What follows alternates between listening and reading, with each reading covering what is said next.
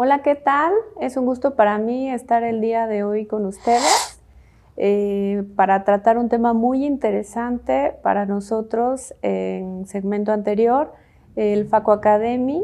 En esta ocasión va a ser de un tema muy interesante que es cristalino subluxado. Quiero agradecer al Centro Mexicano de Cirujanos de Catarata por la oportunidad de estar con ustedes y poder hablar de un tema tan apasionante como es este. Es muy importante recordar, el cristalino está rodeado de estructuras muy importantes como es el vítreo, como es el iris, como es la córnea, y hay que tomar en cuenta todas estas estructuras, incluida la zónula, para poder realizar el abordaje de este tipo de pacientes que son pacientes muy especiales.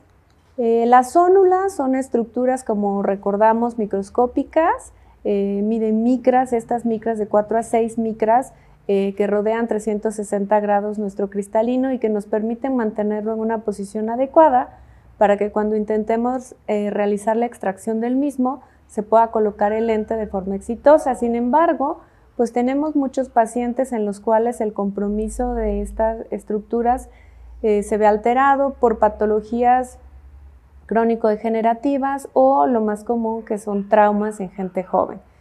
Tomando en cuenta todo eso, pues vamos a introducirnos a este tema y es muy importante recordar que la cirugía de catarata que está asociada a un componente o un compromiso zonular tiene muchos riesgos y debe de ser abordada de una forma distinta a una catarata convencional. Tenemos un mayor riesgo de prolapso vítreo, tenemos un mayor riesgo de ruptura capsular. Podemos tener accidentes al momento de realizar los abordajes. Es muy importante también contar con los instrumentales adecuados para este tipo de pacientes. También otro de los riesgos que pudiéramos tener es tener material cristaliniano retenido en cualquiera de las estructuras anteriormente mencionadas. Y pues lo que más tememos es la dislocación o después de intentar realizar una rehabilitación en estos pacientes, pues un descentramiento o incluso una luxación o subluxación del cristalino. ¿Cómo manejar un cristalino subluxado? Pues es muy importante, lo primero, conocer la etiología de nuestro paciente. La etiología es importante determinar si se trata de una enfermedad crónico-degenerativa o si se trata de algo agudo como los traumas. Si es una enfermedad crónico-degenerativa, debemos de tener en cuenta que aunque nosotros rehabilitemos en su momento al paciente, la posibilidad de una nueva subluxación o luxación ahora del lente intraocular es posible y hay que mantener estos pacientes en vigilancia. Las características del paciente deben de ser tomadas desde su edad, desde a qué se dedican los pacientes, si padece alguna patología para poder planear nuestro abordaje quirúrgico. Es muy importante también determinar en la medida de lo posible el compromiso zolular. No es lo mismo tener involucrados 2 meridianos a 6 meridianos de área zonular, porque eso tiene que modificar nuestro manejo y por ende va a ser más complejo el mismo. El pronóstico visual también es muy importante. Si tenemos compromiso a nivel de retina, particularmente a nivel macular, pues nuestros esfuerzos por realizar la rehabilitación en segmento anterior pueden resultar a veces no tan satisfactorios porque en sí el pronóstico visual del paciente va a ser muy malo y los abordajes suelen ser muy largos, suelen ocasionar pérdidas corneales importantes y tiene que valer la pena todos estos riesgos quirúrgicos si vamos a proporcionar o vamos a ofrecer un buen pronóstico visual a los pacientes. Es muy importante en estos pacientes no escatimar en estudios auxiliares, hacer un buen conocimiento del segmento anterior, ultrabiomicroscopía, son muy valiosas en este tipo de pacientes porque tú puedes ver clínicamente una subluxación y al momento de estudiar el segmento anterior mediante una ultrabiomicroscopía o si contamos también con una tomografía del segmento anterior, pues podemos ver que quizás esta subluxación es mucho mayor a la que nosotros veíamos en una lámpara de hendidura. También auxiliarnos de ecografías modo A y B para poder ubicar si hay algún compromiso a nivel retiniano, que esto pueda modificar el pronóstico de nuestros pacientes. También es válido realizar OCTs maculares porque todo esto nos va a permitir plantear a nuestro paciente el pronóstico. Siempre que vayamos a hacer un abordaje de este tipo, tenemos que referirle al paciente un pronóstico de reservado a malo, porque se tratan de cirugías complejas. El planear un adecuado abordaje es muy importante, porque puede ser que necesitemos participar no solamente los cirujanos de segmento anterior, sino quizás apoyarnos en los cirujanos de retina o en los cirujanos de segmento iocórnea para poder tener un mejor éxito quirúrgico. Y el pronóstico posoperatorio también es muy importante, porque son pacientes que deben mantenerse en seguimiento permanente, es decir, no son pacientes que se operan y se dan de alta, son pacientes a los cuales se les tiene que estar realizando una revisión continua tanto del segmento anterior como del segmento posterior. Y acá es muy importante recordar cuando nosotros tenemos pues un segmento anterior sano, la zónula ejerce una extensión de la cápsula anterior que sostiene al cristalino 360 grados. Sin embargo, si por alguna razón este cristalino y esta zónula sufren algún daño, pues esto va a provocar la pérdida del soporte del área afectada, y por ende hay que recordar cómo funciona esto. Si la tensión está 360 grados y de repente tenemos pérdida parcial o total de un área zonular, pues el cristalino tiende a ser jalado al área de zónula sana o de zónula que permanece intacta. Entonces tenemos que imaginar, cuando tenemos nuestro cristalino subluxado, que hacia donde lo veamos nosotros desplazado es el área en donde vamos a tener la mayor cantidad de zónula sana o zónula no comprometida. Cuando vemos un cristalino muy hundido o que se mueve al momento de realizar la exploración, pues debemos de tomar en cuenta que estos pacientes no tienen compromisos por cuadrantes, sino tienen un compromiso generalizado zonular. Entonces es muy importante determinar el grado de compromiso zonular de nuestros pacientes. Si tenemos una debilidad zonular leve, es decir, siendo un poquito arbitrarios, pero para poder clasificarla, es que tengamos 3 meridianos comprometidos de esta zónula. Esto se puede resolver mucho más fácilmente colocando un anillo de tensión capsular. Obviamente la facomulsificación que vayamos a realizar tiene que ser una cirugía pues bastante más tranquila, ocupando parámetros más bajos. Vale mucho la pena quizás no utilizar altura de botella muy elevada, o en el caso de las máquinas que manejan presión, pues presiones más bajas. En segundo lugar, cuando tenemos ya una debilidad zonular moderada, estamos hablando de 4 meridianos comprometidos. En estos casos, pues ya tenemos que recurrir a un mayor soporte zonular, es decir, un anillo de tensión capsular convencional pues va a ejercer su fuerza, que ahorita lo vamos a ver más adelante, 360 grados, pero cuando hay un gran compromiso zonular o uno mayor, ya un anillo de tensión convencional puede ser insuficiente, y esto puede verse reflejado en un tilt o en una inclinación de nuestro lente intraocular, y por ende una capacidad visual deficiente de nuestros pacientes. En estos casos, en una debilidad moderada, se tiene que recurrir a anillos de tensión capsular de Cioni. Sin embargo, en México no contamos con ellos, pero también se pueden hacer otro tipo de maniobras que más adelante vamos a mencionar. Y finalmente, pues las debilidades zonulares severas son aquellas en donde hay un compromiso de 5 o más meridianos, en los cuales ya se tiene que recurrir no solamente a los anillos de tensión capsular de Cioni, sino que también, lo que les mencionaba, si no contamos con este anillo, podemos realizar las maniobras de fijación transescleral para soportar a un largo plazo nuestro lente intraocular. Idealmente, lo que necesitamos cuando vamos a realizar el abordaje de estos pacientes es, como mencioné inicialmente, los estudios auxiliares completos y tener una cantidad de herramientas adecuadas para el manejo del mismo. Siempre debemos de disponer de Prolene 9 o 10 ceros ante la posibilidad de tener que suturar ya sea un anillo o ya sea un lente intraocular, contar con lentes intraoculares de plataforma de 3 piezas o de PMMA. Estos últimos han caído en desuso porque las suturas se corren, entonces hay mayor riesgo de que se zafe alguna de las ápticas suturadas a mediano o a largo plazo. Entonces, por eso es que las ápticas de PMMA de los lentes de 3 piezas pues han sido las ideales para realizar este tipo de abordajes. También hay otras técnicas que se mencionarán quizás en otra plática de estas, en las cuales se ocupa sutura Gore-Tex para realizar la sutura de lentes con 4 puntos de soporte. También es muy importante contar con anillos de iris, anillos de cápsula, anillos de tensión capsular, ya sea los normales o los de Scioni, contar con adecuada cantidad de viscoelástico y con conocer adecuadamente nuestro equipo de FACO para que este sea gentil y nuestras maniobras no resulten muy bruscas y puedan repercutir en una mayor desinserción sonular.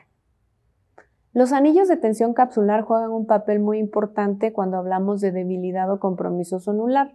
Recordar que son estructuras muy valiosas que tienen una apertura central. Están construidos o están hechos de polimetilmetacrilato, que es un material muy resistente que te permite tener una mayor flexibilidad al momento de colocarlos. Tienen 2 bordes terminales muy suaves que te permiten al momento de introducirlo en la bolsa capsular no romperla o no lesionarla, obviamente con maniobras gentiles. Y su diseño pues se describe que es un diseño como de rampa de esquí, por lo mismo que ya les mencionaba. Gracias a esa forma te permite ser mucho más gentil para la cápsula, tanto anterior como posterior, y poderlo introducir sin complicaciones al saco capsular. Los anillos de tensión capsular funcionan de muchas formas o funcionan realizando varios mecanismos. El primero de estos mecanismos, que es el más importante y siempre hay que recordar, que refuerza, mejor dicho, las zonas o áreas de debilidad sonular, pero esto lo realiza 360 grados. Es decir, si tenemos solo un área de zónula sana o de zónula no lesionada, es muy importante que al momento de colocar el anillo de tensión capsular intentemos colocarlo o iniciar la colocación a través de esta zona o de esta área de zónula menos comprometida, porque así la presión más grande que al momento de que coloquemos el anillo de tensión capsular pues se va a ejercer en esta zona y después se va a redistribuir a toda el área capsular.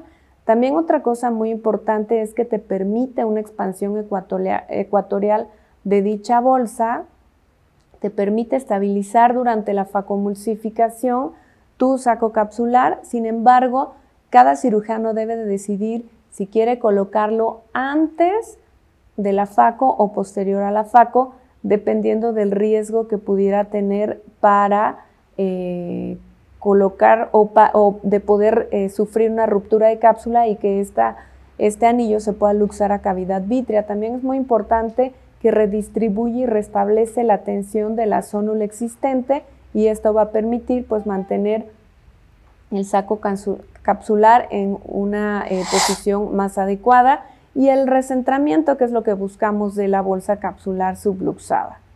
También disminuye la prevalencia de opacidad de cápsula posterior. Sin embargo, en estos pacientes pues no es algo que busquemos, pero es muy importante que también se sepa. De hecho, esta es la razón por la cual estas estructuras se diseñaron y posteriormente se vio que estabilizaban adecuadamente el saco capsular. Por eso es que se empezó a utilizar ya para este fin y actualmente este es el fin primario.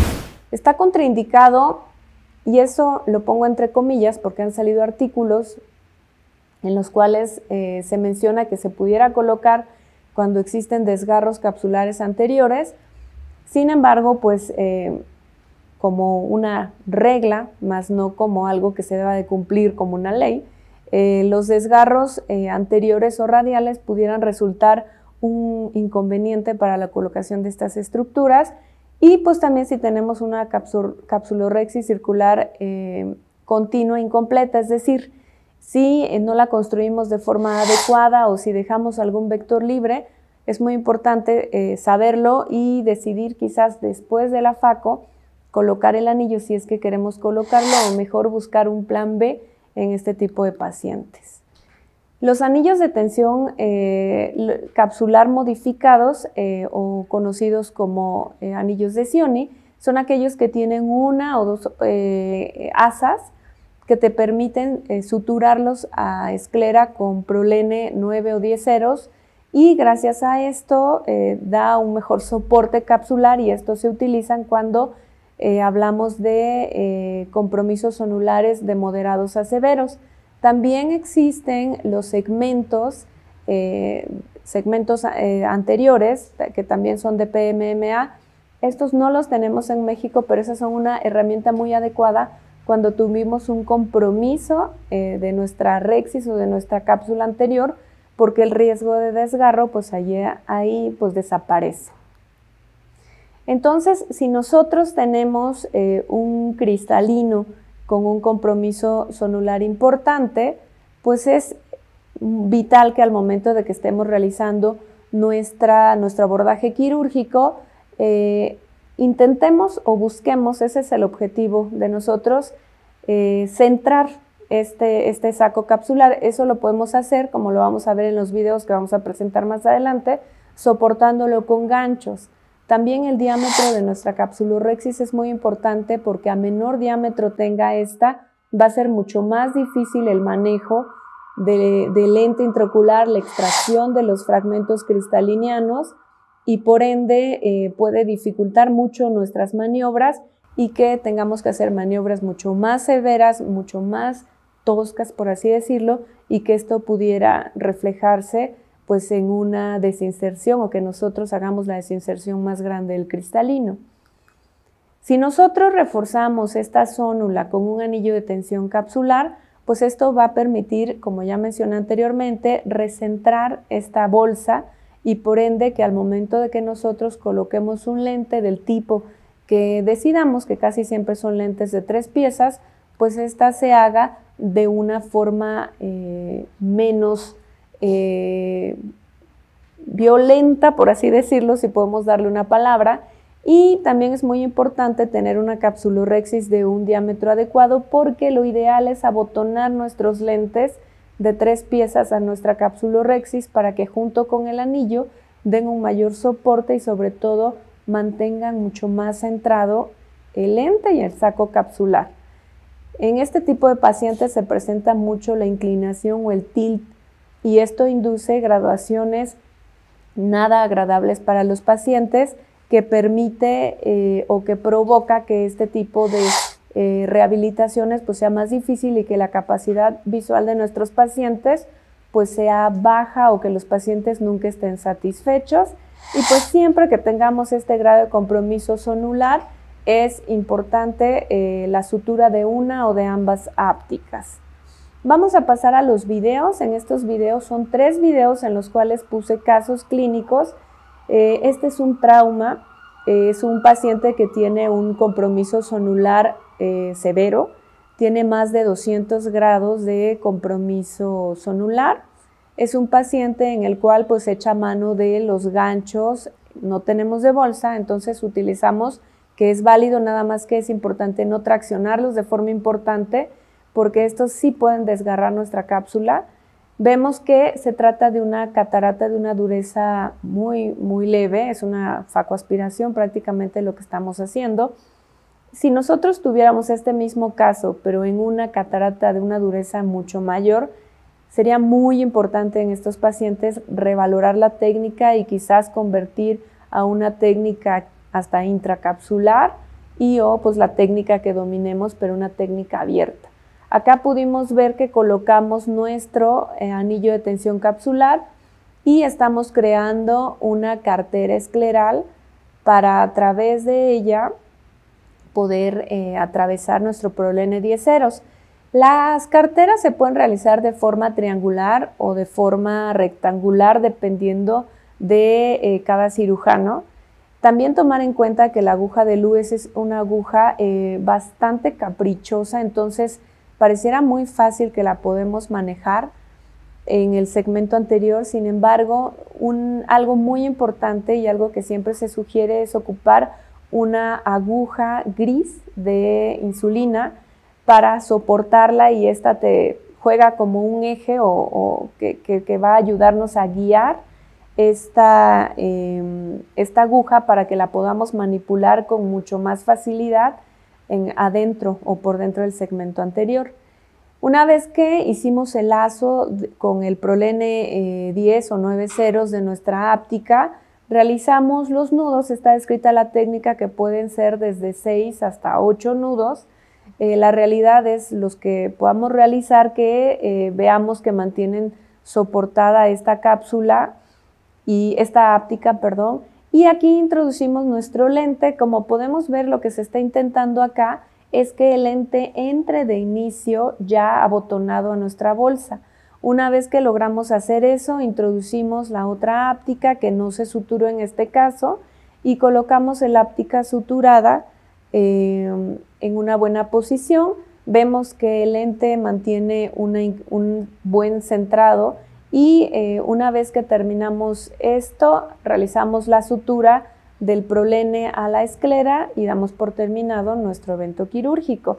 Es bien importante tratar o siempre reportar en las notas que se realizaron fijaciones para que si alguien más que no somos nosotros revisa al paciente, no corte nuestro Prolene, porque esto pues, puede llevar a complicaciones muy importantes. Otra herramienta la cual se ha utilizado mucho y de la cual hemos echado mano en los últimos 6 o 7 años es el femtosegundo. Aquí puse un caso atípico, tenemos casos mucho más que se puede ejemplificar el uso del femtosegundo, pero en este caso me gustó mucho porque aunque se trataba de un cristalino sumamente comprometido o con una subluxación muy importante, la creación pese a la fibrosis de nuestro saco capsular fue parcial, pero gracias a esto se pudo construir una capsulorhexis y tener en cuenta que siempre que tengamos área de fibrosis, son áreas que van a soportar más la presión al momento de realizar la facomulsificación y por ende pues el riesgo de un desgarro posterior y que podamos tener pérdida de material cristaliniano a cavidad vítrea pues es menor. Tampoco hay que confiarnos mucho de la fibrosis, pero sí es muy importante. Entonces, en este paciente sí contábamos con ganchos de bolsa. Estos ganchos soportaron muy bien nuestro saco capsular. Vemos que esta catarata, a diferencia de la anterior, pues es una catarata de una dureza ya mayor. La facomulsificación se realizó con maniobras muy gentiles, parámetros muy gentiles, para evitar tanto la luxación de este tipo de material al vítreo y también para tener o conservar el saco capsular en la medida de lo posible. Acá y por eso me gusta mucho este video, lo que yo puse es que pues la presencia de vítreo a veces puede presentarse en el momento de su abordaje y por ende es muy importante siempre tener en cuenta que cuando tengamos mucho vítreo en cámara anterior o un involucro muy importante de la zónula, vale la pena realizar junto con nuestros abordajes en conjunto o las maniobras con los cirujanos de retina. Y en el último de nuestros casos vamos a ver una maniobra y una fijación nueva, una técnica nueva descrita por el doctor Teleguin. El doctor Teleguin es un doctor de Rusia que pues, aquellos que nos gustan las redes sociales, pues lo hemos podido seguir en Instagram. Entonces, algo que a mí me gusta hacer es construir la rexis e ir soportando el saco capsular para poder controlar el diámetro de nuestra capsulorhexis y así no hacer rexis tan pequeñas hacerlas de diámetros adecuados o mayores y que nuestras maniobras se puedan realizar sin tantas complicaciones, soportar nuestro cristalino con el número de anillos, de ganchos de iris que podamos. Si necesitamos 6, 7, esto nos va a dar más soporte y por ende menos accidentes y menos compromiso zonular. Si podemos evitar la pieza de faco y ya los restos son muy blandos, pues siempre se agradece más utilizar una pieza menos agresiva. Acá podemos ver cómo al momento de estar limpiando el saco capsular, pues también se ve francamente el involucro o la pérdida de la zónula en esas zonas. Es muy importante limpiar sobre todo el área central o el eje visual para poder realizar una rehabilitación adecuada, porque estos pacientes pues, no son pacientes a los cuales se les puede estar realizando jack láser de forma temprana. Entonces, una vez que ya hicimos la conformación de nuestro saco capsular, se decide colocar un anillo de tensión capsular para que ejerza todas las funciones que ya mencionamos anteriormente, la redistribución de fuerzas, el resentamiento de nuestro saco capsular, la redistribución tensional de toda la zónula. Y en este caso, y esta técnica que es bastante amistosa, lo que hicimos es ocupar un lente monobloque, no un 3 piezas, y se realiza una punción o una penetración de lente con la aguja de Lewis, pero a diferencia de las otras técnicas, lo que hicimos es quemar un extremo del prolene, cargarlo en nuestro cartucho y se inyectó este lente directamente al saco capsular. Una vez que se centró y se colocó a nivel de donde está el mayor grado de desinserción, el área o la zona que se penetró con nuestro prolene 10 ceros, pues se realiza el paso de esta aguja de Lewis que se soporta con una aguja de insulina gris, como podemos ver, y una vez que se captura esta, como se puede ver ahí, ya jalamos esta sutura afuera de nuestro ojo, estamos haciendo una maniobra pues ave externa y creamos un túnel a nivel de córnea y en ese túnel pasamos nuestra aguja, como vamos a ver ahorita, y esa aguja es recuperada por la parte externa de este túnel. Y así, como pueden ver, se quema el extremo de este prolene y así centramos y siempre vamos a vigilar que el lente está centrado y que el prolene se encuentra presente en esta zona. Entonces, como conclusiones acerca de este tema, pues es muy importante contar con los materiales adecuados si es que vamos a realizar este tipo de abordaje. Es muy importante conocer el grado de desinserción de nuestro paciente porque casi siempre es mayor a lo esperado. La manipulación que vamos a realizar en el saco capsular debe ser muy cuidadosa y casi siempre si realizamos maniobras muy bruscas se va a ver reflejado en un compromiso zonular más importante. Es muy importante siempre buscar un adecuado centrado de lente o en su defecto colocar lentes esféricos. La rehabilitación pues debe ser exitosa, si no pues este tipo de maniobras no tendrían sentido. Las técnicas de fijación actualmente han demostrado que son seguras a mediano y a largo plazo y no estar cerrados a que sea un manejo multidisciplinario en conjunto con todos nuestros colegas subespecialistas en oftalmología. Ha sido un placer estar con ustedes el día de hoy. Yo soy Cristina Mendoza y esto es Faco Academy. Los esperamos en nuestra siguiente emisión para temas muy interesantes sobre el segmento anterior. Gracias.